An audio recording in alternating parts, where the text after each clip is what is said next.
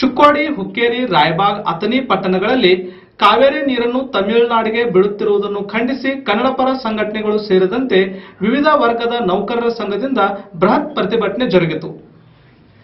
ಕಾವೇರಿ ನೀರಿನ ವಿಷಯದಲ್ಲಿ ಕರ್ನಾಟಕದ ಜನತೆ ಮೇಲೆ ಪದೇ ಪದೇ ಅನ್ಯಾಯ ಆಗುತ್ತಿರುವ ಘಟನೆ ಖಂಡಿಸಿ ಕರ್ನಾಟಕ ರಕ್ಷಣಾ ವೇದಿಕೆ, ಕರ್ನಾಟಕ ಪ್ರಜಾ ವೇದಿಕೆ, ಕರ್ನಾಟಕ ರಾಜ್ಯ ರೈತ ಸಂಘ, ರಾಜ್ಯ ಹಸಿರು ಸೇನೆ ಮತ್ತು ಕರ್ನಾಟಕ ಪ್ರದೇಶ ಸಂಗೊಳ್ಳಿ ರಾಯಣ್ಣ ವಿರಾಟ ವೇದಿಕೆಯವರು ಶುಕ್ರವಾರ ಪಟ್ಟಣದ ಬಸವ ವೃತ್ತದಲ್ಲಿ ರಸ್ತೆ ತಡೆ ನಡೆಸಿ ಬೃಹತ್ ಪ್ರತಿಭಟನೆ ನಡೆಸಿದರು.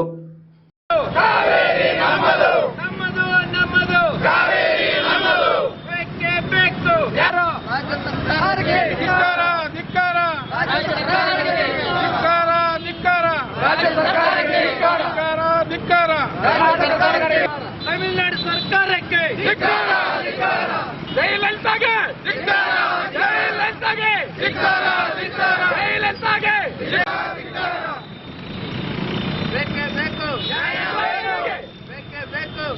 ನಂತರ ಪ್ರತಿಭಟನಾ ಸ್ಥಳಕ್ಕೆ ಆಗಮಿಸಿದ ತಹಸೀಲ್ದಾರ್ ಸಿಎಸ್ ಕುಲಕರ್ಣಿ ಅವರಿಗೆ ಪ್ರತಿಭಟನಾಕಾರರು ಮನವಿ ಸಲ್ಲಿಸಿದರು.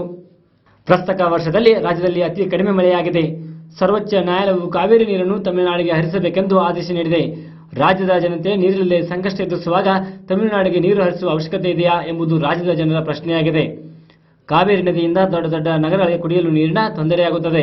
ಆದರೆ ರಾಜ್ಯ ಸರ್ಕಾರ ಪ್ರತಿದಿನ 10,000 ಕ್ಯೂಸೆಕ್ ನೀರು ಬಿಡಲಾಗುತ್ತದೆ ಎಂದು ನ್ಯಾಯಾಲಯದಲ್ಲಿ ಹೇಳಿರುವುದು ರಾಜ್ಯದ ಜನತೆಗೆ ದ್ರೋಹ ಬಗೆದಂತಾಗಿದೆ. ತಮಿಳುನಾಡಿಗೆ ಹರಿದು ಹೋಗುವ ನೀರನ್ನು ತಡೆಯಲು ಸರ್ಕಾರ ಮುಂದಾಗಬೇಕೆಂದು ಪ್ರತಿಭಟನಾಕಾರರು ಒತ್ತಾಯಿಸಿದರು. ನ್ಯಾಯಾಲಯ, ಉಚ್ಚ ನ್ಯಾಯಾಲಯ ಈ ಕಾವೇರಿ ನೀರಿನ ತೀರ್ಪು ನೀಡಿದ್ದು ನಿಜಕ್ಕೂ ಕನ್ನಡಿಗರಿಗೆ ನೋವಿನ ಸಂಗತಿ. ಕಾರಣ ಕರ್ನಾಟಕದ ರಾಜಧಾನಿ ಬೆಂಗಳೂರು, ಮೈಸೂರು, ಮಂಡ್ಯ ಇತರ ನಗರಗಳಿಗೆ ಸುಮಾರು 40 TMC ನೀರು ಬೇಕು ಕುಡಿಯಕ್ಕೆ. ಈಗ ಡ್ಯಾಮ್ನಾಗ ನೀರಿಲ್ಲ.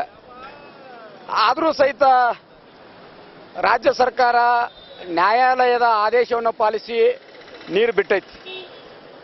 ಆದ್ರೆ ನಮ್ಮದೇನು ಅಭ್ಯಂತರ ಇಲ್ಲ. ನಮಗೆ ಮೊದಲು ನೀರು ಕುಡಿಯಕ್ಕೆ ಕೊಡ್ರಿ, ಆಮೇಲೆ ಎಷ್ಟು ಬೇಕಾದಟ್ಟು ಎಲ್ಲರಿಗೂ ಬಿಡ್ರಿ. ನಮ್ಮ ಪ್ರಶ್ನೆನ ನಮಗೆ ನೀರು ಕುಡಿಯಕ್ಕೆ ಕೊಡ್ರಿ, ನಮಗೆ ಸಾಕಾದ್ಮೇಲೆ ಅವ್ರಿಗೆ ಕೊಡ್ರಿ. ಇಲ್ಲಿಂದ ಇಲ್ಲಿ ತನಕ ಕರ್ನಾಟಕದ ಜನತೆ ಸಹಾನುಭೂತಿ ಸಹನೆಯಿಂದನ ನೋಡ್ಕೊತ ಬಂದಾರ. ಇವತ್ತಿನ ತನಕ ಯಾರು ಬೇಡ್ತಾರ ಅದು ಅವ್ರಿಗೆಲ್ಲ ಕೊಟ್ಕೋತಾನೆ ಬಂದಾರ ಕನ್ನಡಿಗರು.